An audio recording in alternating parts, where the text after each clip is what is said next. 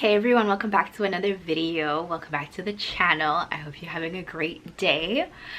In today's video, we're going to be going over all of the books that I purchased recently, both from Amazon and from the thrift store.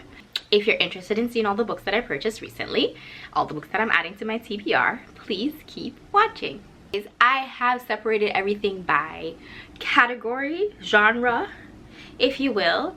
I have some fiction, some thriller, sci-fi, YA, and romance. So I'll put timestamps or like little on the thing to tell you which genre we're venturing into. But let's start with the genres that we have the least amount of, which is mystery / thriller.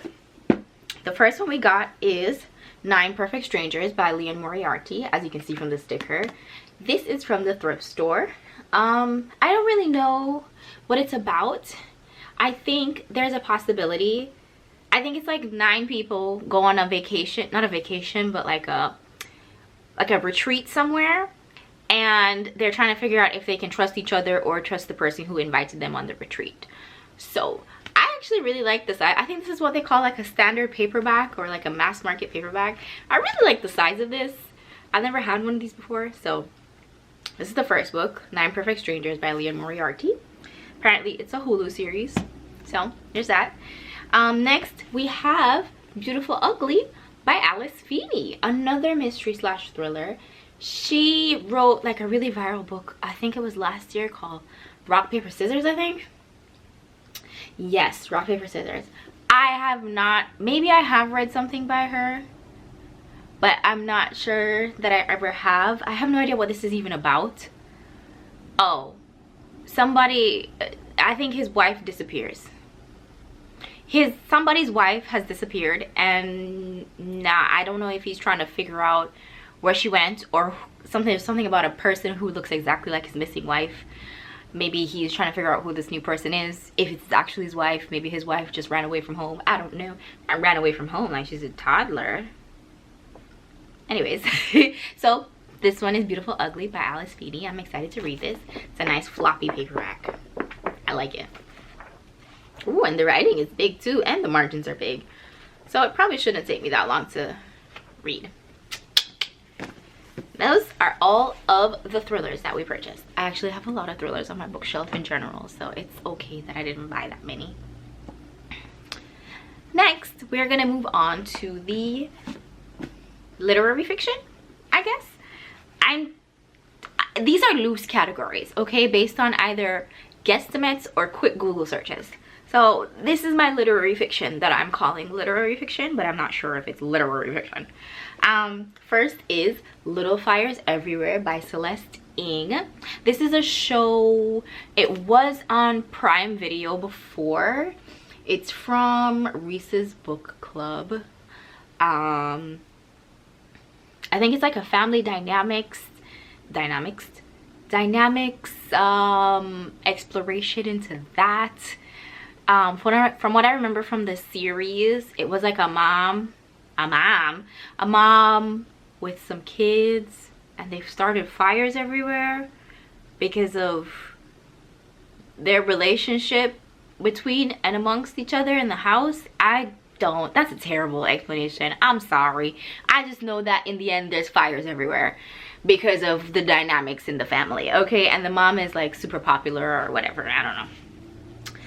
That was also thrifted. This is also thrifted. This is called The Lost Bookshop by Evie Woods.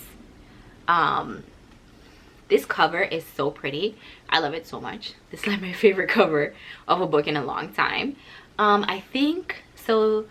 This one kind of has some mystery to it because these women find a bookshop that like appears and disappears or something like that, and it's the 3 of them, and it's like a finding yourself story.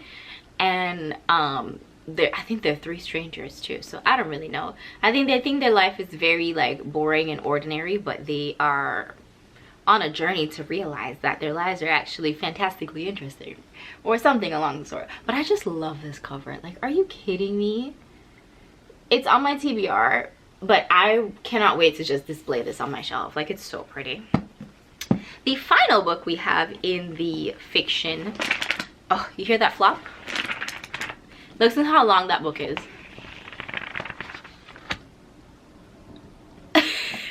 This is A Little Life by Hanya something. I cannot say that name. I refuse to butcher it. I'm sure eventually I'll learn how to say it. But this is A Little Life. And it says it's about the families we're born into and those we make for ourselves. All I know is this is following one main character, but it's about a group of friends. And everybody cries. Everybody talks about the trauma and that you have to be in a good headspace in order to read this. So I will not be reading this when I'm seeing my cycle because I will be pissed. Side note, I'm currently reading Yellowface. I'm like 50% into it now. I like the book. Don't get me wrong. I'm probably gonna rate it like a 3.54. But now I understand why people are getting, especially people of color that I watch on YouTube, were getting a little bit irritated about it. By people of color. One person who I watched on YouTube who's a person of color, a woman of color, was getting irritated by it because she's like, I don't really need to see the exploration into the white person's point of view or the majority's point of view of what's happening in this right now.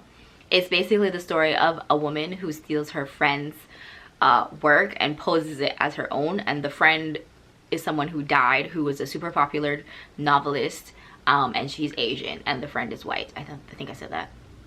And how like her life is changing, how she's dealing with the things of it and all that fun stuff.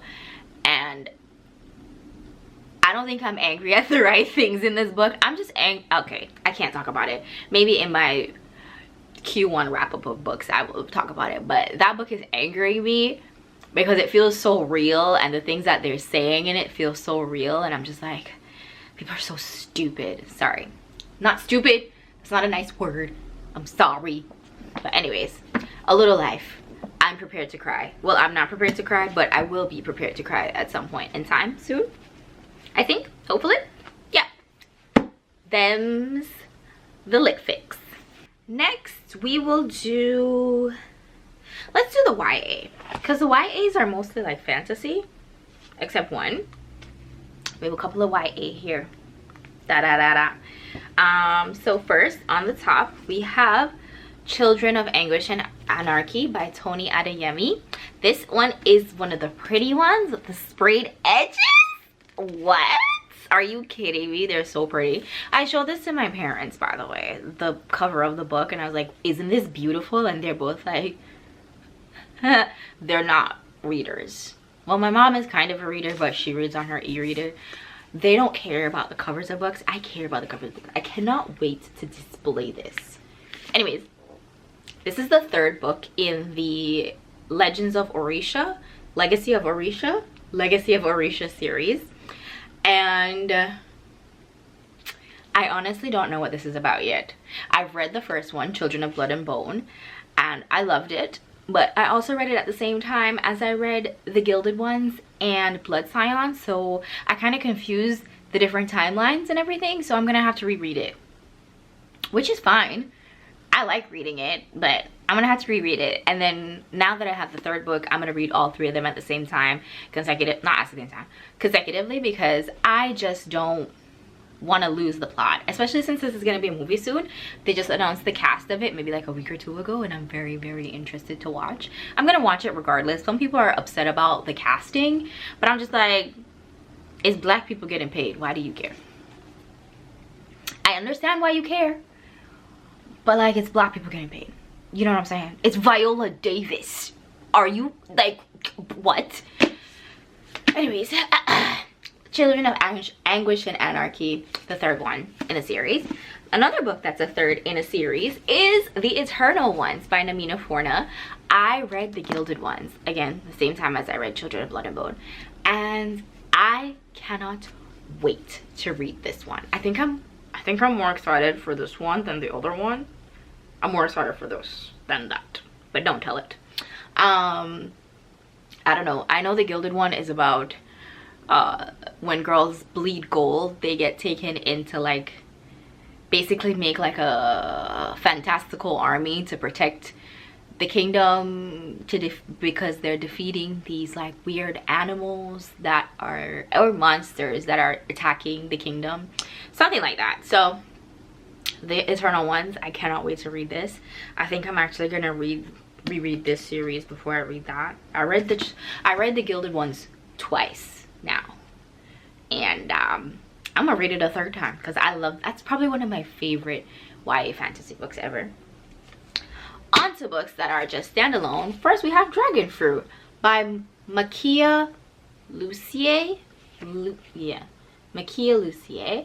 I have no idea what this is about. I think the girlies or the people, the main characters in this, are trying to find a dragon fruit that's supposed to give them powers or give them the ability to overcome some kind of hardship in their life, but also the dragon fruit itself might be dangerous. And it's two people. I guess other people are trying to get to the dragon fruit as well, and they're probably enemies but friends.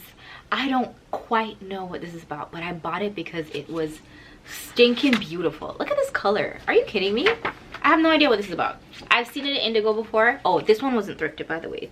None of these YA books have been thrifted. They were bought on Amazon. But I've seen it in Indigo before, and I was like, wow, that is a beautiful cover. But I feel like this cover is a little bit different, but it's still pretty non the same. Non the same? That's two different phrases. Nonetheless and all the same. So this is a third YA book that we have. I can't wait to read this.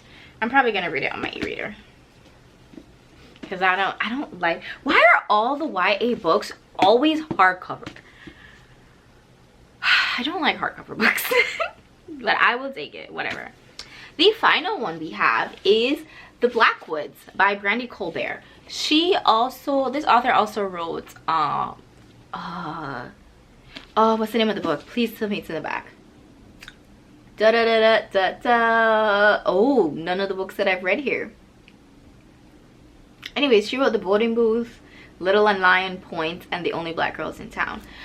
But I'm interested in this because the cover reminds me of The Black Kids by, I don't know who the author is, but I already read the book a long time ago, and it was very, very good. This, I think it's probably about like a family of famous people and like looking into their lives, I guess. I don't know, but this came out a long time ago. When did this come out? And I've been hearing about it since then, and I just never, oh, it came out in 2023. It's not that long ago. Anyways, that's what the back says. Is it possible to love someone but not fully trust them? Something like that. But not completely trust them. She's fabulous. She's fabulous. I don't know if this is is this YA? Or is this, girl, I don't know. But I put it in the YA category, and here we are. That's it for the YA books. Next, let's do sci-fi. The first one that we got is Red Rising by Pierce Brown. I have heard nothing but good things about this book. I don't even know what the rating is on Goodreads, but every time I scroll past, you know, on YouTube they have shorts where people give like book recommendations and stuff like that. Everybody always says, even if you're not a reader, you're gonna enjoy Red Rising, even if you only read the first one. So I only got the first one, but if I enjoy this enough, I might gift this to someone and then buy myself the trilogy and read the trilogy. There's a very high chance that I'll end up doing that anyways, but that's not the point. I think it says, his wife taken, his people enslaved, driven by a longing for justice and the memory of lost love, Darrow will stop at nothing to bring down his enemies, even if he must become one of them to do so. For the first time, Red will rise. Wow. It says it's dystopian as well, which we love dystopian. I can't wait to read this. I can't wait to read this. I can't wait to read this. Anyways. So the next book or series of books that I got, it's one, I guess you could count this as one long book, but it's 4 books, and it is the Scythe trilogy by Neal Shusterman. Neal Shusterman. I got the 4-volume set. The series is called Arc of a Scythe, and I think, oh, it says a true successor to the Hunger Games. I think what happens is people have to like kill other people, but they get to choose who they're gonna kill, and maybe there's a training montage. I have no idea what this is about. I just know this has been kicking about on the internet for a very, very long time, and I really wanted to read this. Yeah, so we have Scythe, Thunderhead, The Toll, and Gleanings, which I think this one is just like, I have no idea. I was about to make it up and say I think this is a bunch of short stories or it's like a prequel type vibe. I think it's a prequel type vibe, but I just made that up. I just guesstimated that because I'm not 100% sure what the series is even about. I just really love it. Like, look at this covers. Ah! Look at the... Ah! Ah! Are you kidding me? Are you kidding me? Are you kidding me? The final category of books is romance, of course. Not really, of course. For me, romance is very much so a palate cleanser, or like it ends a book slump for me. Like in January, I read, oh snap, what's the name of that book? Delicious Monsters. In January, I read Delicious Monsters by Lucille Sambury. I love that book. I like her thrillers, her YA thriller books. If she comes out with another one, I will be purchasing it as well. But I just felt like I didn't want to read anything after that. But a cute little romance icebreaker broke me out of my little slump. I didn't read for like 2 weeks after I read that book. And after Icebreaker, I read like 4.5 books at the end of January. So it also doesn't help. Or it also helped that I was on vacation. So, yeah. Anyways, the romance books we bought. We bought 5. Yay! First one is Love of My Afterlife by Kirsty Greenwood. I've actually read this book before. I borrowed it from the library in the summer last year. I've read this. This is such an adorable book. It literally made me giggle out loud. And again, it was one of those books that broke me out of a book slump. And I really wanted to purchase the physical copy for myself. This is what I do when I borrow books from the library, is if I really enjoy them, for example Yellowface, I'm gonna go purchase the physical copy, even though I'm reading the digital copy on my e-reader right now and it's borrowed from the library. If I find a book that I really enjoy and I can see myself rereading it, or having things in there I need to hide or I want to highlight, or is that a, oh no, it's just the curl. I thought that was a knot at the end of my hand, girl. But anyways, if I find a book from the library that I really enjoy, I go out and I purchase it. And I just hadn't purchased this one yet, and I'm really happy that I got to get the physical copy, and it was only $6. So as opposed to the $18 or $20 it would have been. Oh my gosh, it says $25.95.